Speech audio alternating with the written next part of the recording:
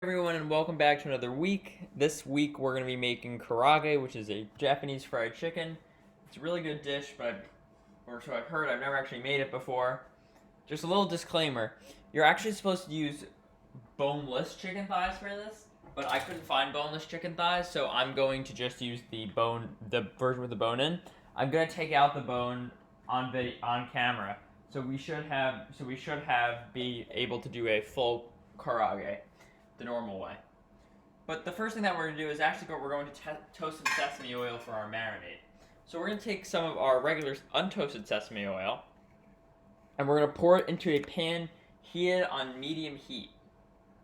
We just need a little bit.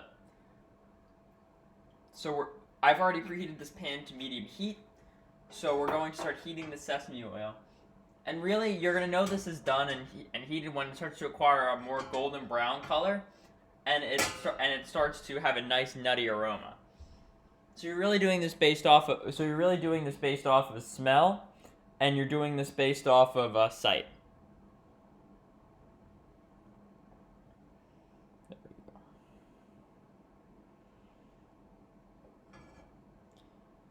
go. You also want to keep the oil moving when you're toasting your sesame oil.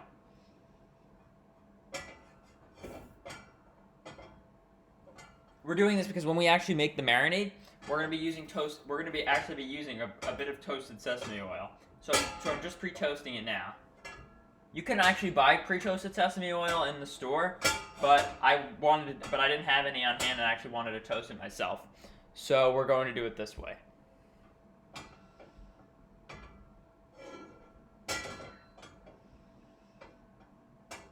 Sorry, I got that nutty smell. I think we're starting to get the golden brown flavor too. So when you want to your sesame oil is done, you're just gonna pour it out.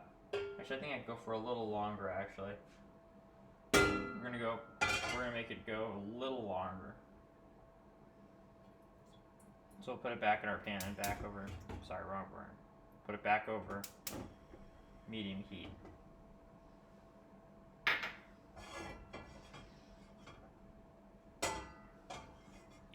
We're starting to get the smell, but we're not actually getting the golden brown color just yet. When I'm done toasting this, I'll show you in what the color should ideally be if I get it right myself.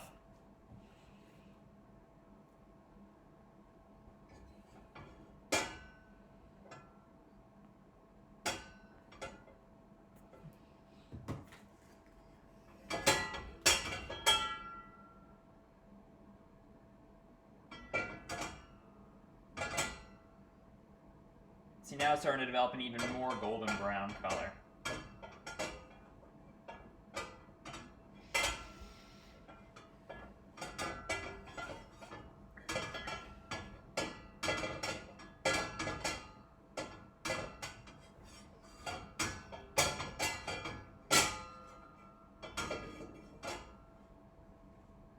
Now that we've had our oil going for a little longer, we can just pour a little more out and see. I still say we still need some more time on that though. It's starting to get even more golden brown, which is good. So our process is working wonderfully actually, but the problem is it's just not done yet. But that's okay, we can wait for it to be done.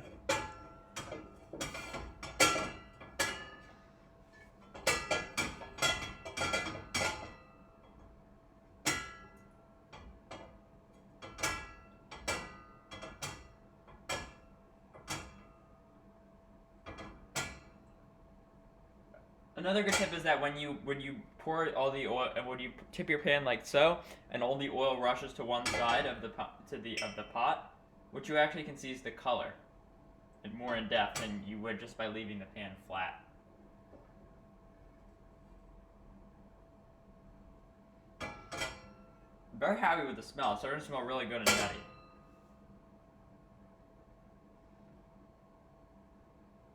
There's actually a way to make sesame oil with sesame seeds themselves by taking some sesame seeds and then putting them in some sunflower oil and then heating it. But you'll need to find a more precise recipe online if you want to do that. I find it easier rather than doing that just to buy some sesame seed oil. pretty sure you can generally find it in most supermarkets.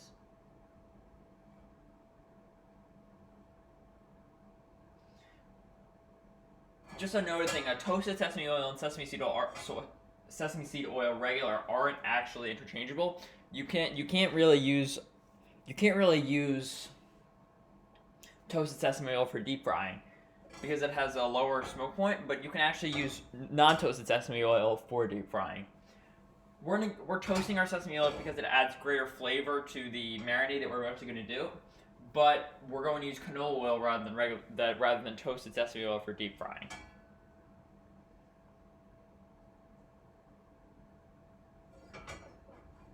Just check again.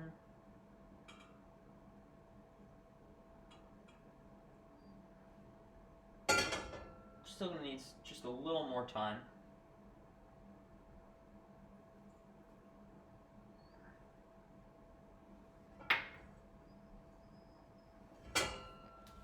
Just check for the final color.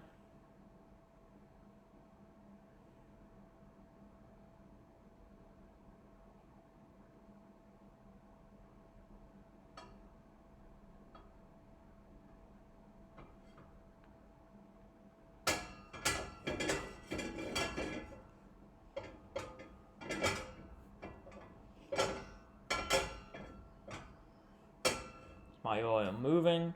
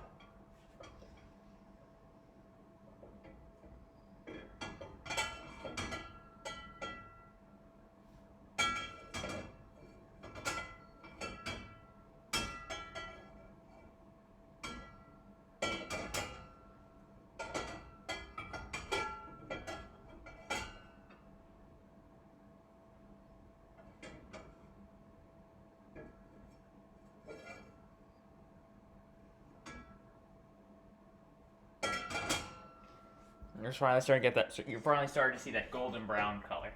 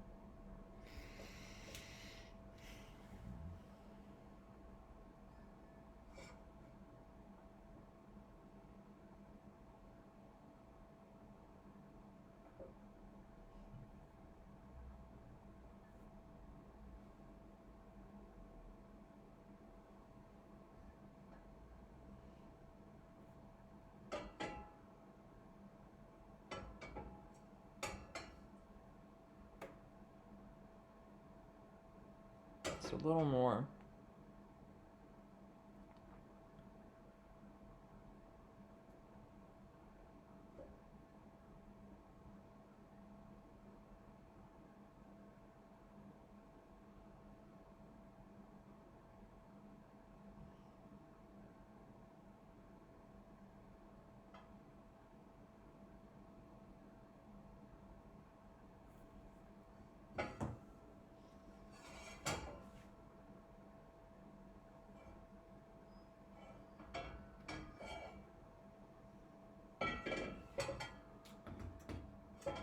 Out.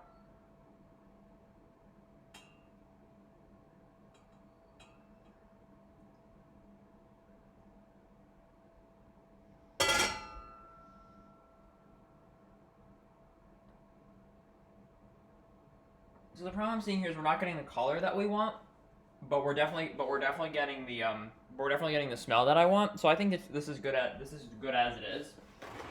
I definitely think that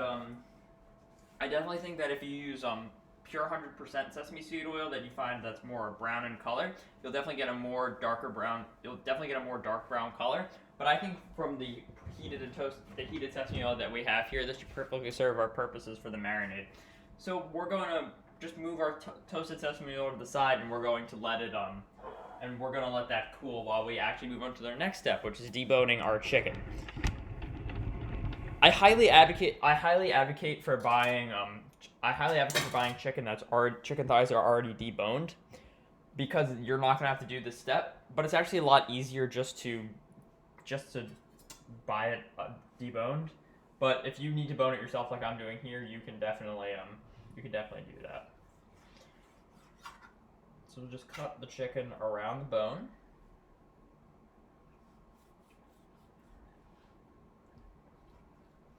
With your big chef's knife. And we're going to cut our chicken into small little pieces. Like so, for deep frying. You can do it with the skin on or off. I've actually seen recipes online where there's skin on and skin off. So you can do whatever best suits your preferences.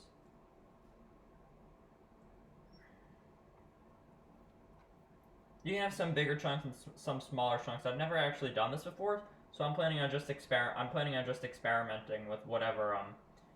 I'm planning on doing some big and some small chunks to see what actually works best for me. I'm learning just as much as you guys are in this. I'm learning just as much as you guys are in this recipe. So this is going to be a little new adventure for everyone to undergo.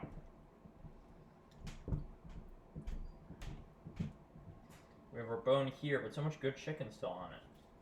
I'm going to try my best to cut around it.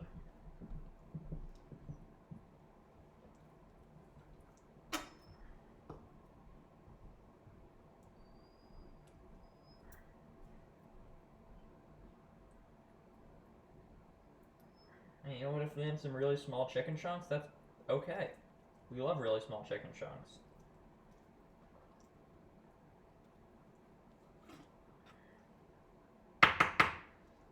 So as you can see, we have some big chunks and we have some tiny chunks. But that's okay. We love both.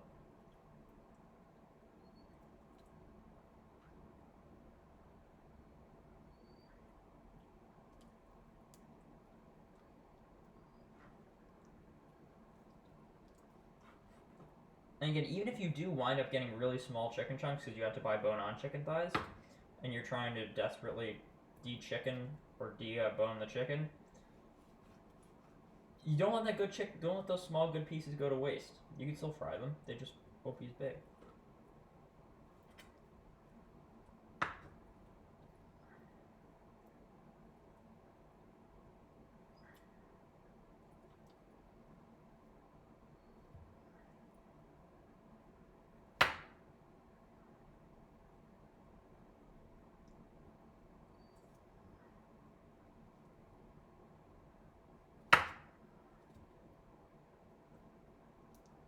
Always be sure to be careful with your chef's knife, though. You don't want to get hurt.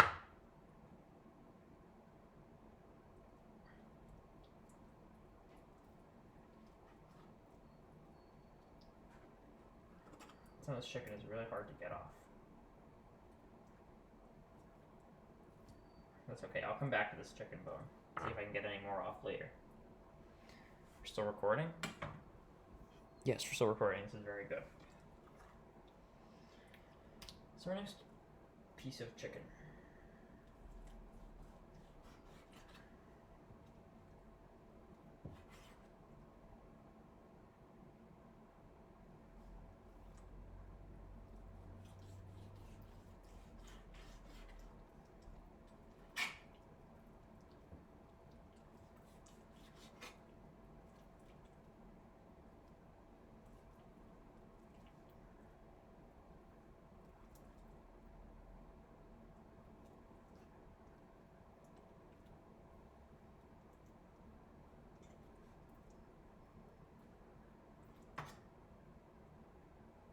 I'm going to cut this piece in half.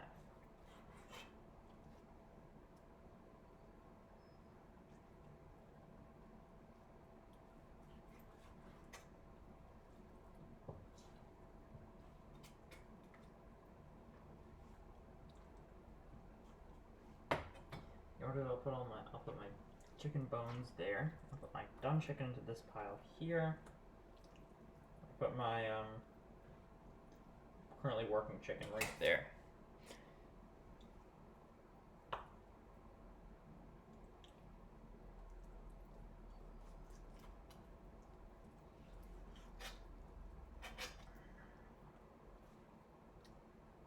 Doing my best to let none of this good stuff go to waste.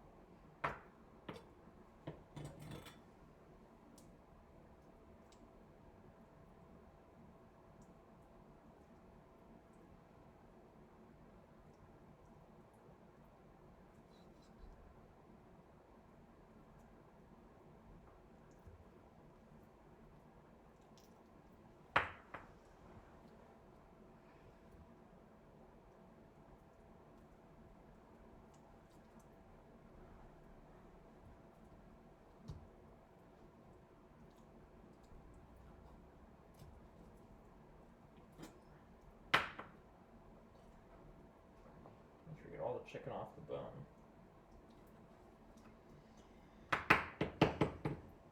Alright, so this is pretty much all the chicken I can get off this bone right now. We're going to move on to the next chicken thigh. I definitely recommend using chicken thighs here instead of chicken breasts.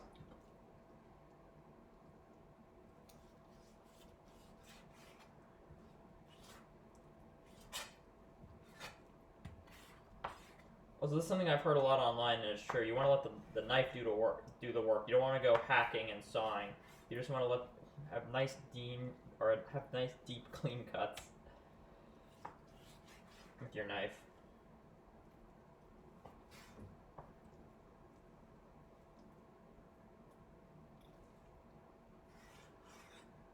Nice, clean karaage cuts.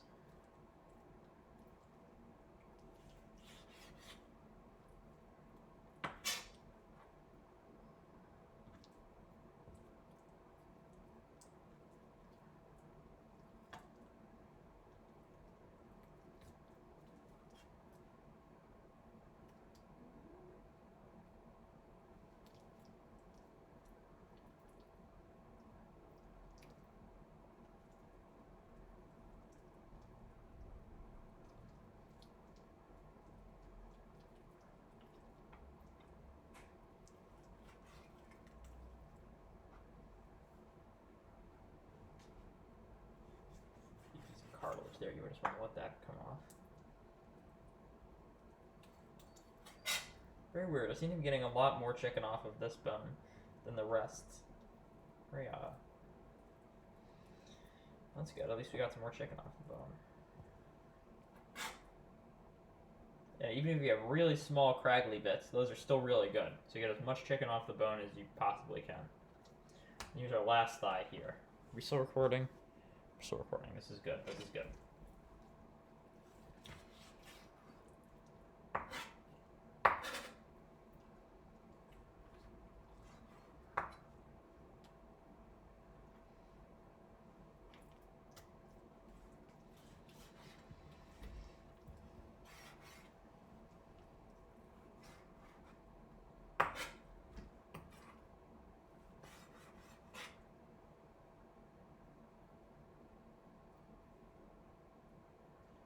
A big piece of cartilage there that we want to get off.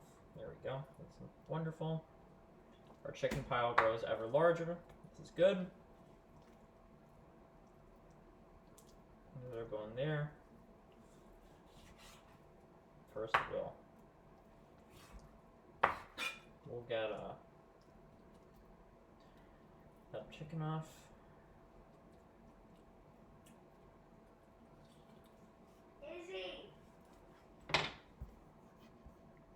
Oh, sorry, just let me pause for a second.